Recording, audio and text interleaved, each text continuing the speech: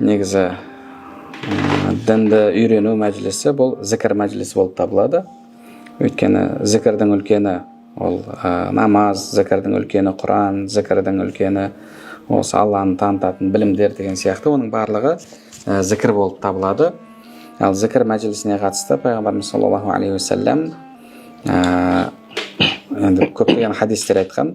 Мысалы, қандай бір жамағат жиналып Алланы зікір етсе, Алланың дінін үйренсе, Алланы ұлықтаса, ол жерде періштелер қоршап алады, Алла сол жерге тыныштық түсіреді. Және сол мәжілісте отырғандармен мақтанып, періштелеріне мен олардың күнәсін кешірдім дейді. Тағы бір хадисте жәннат бақшасының жанынан өтсеңдер, оған кіріп, тояттаңдар, яғни суынан ішіп, жемісінен жеп, ләззаттаныңдар деді. Сонда сахабалар ол яғни жәннаттың бақшасы дегеніңіз қандай жер, қандай мекен деген кезде пайғамбарымыз саллаллаху алейхи уассалам ол осы білім, зікір мәжілістері деді. Ол береке, ол жақсылық, мынау әшейін үйде отырып, онлайн қатысып отырған кезде ондай пайда ала алмайсың. Алла оның жүрегіне тыныштық түсіреді.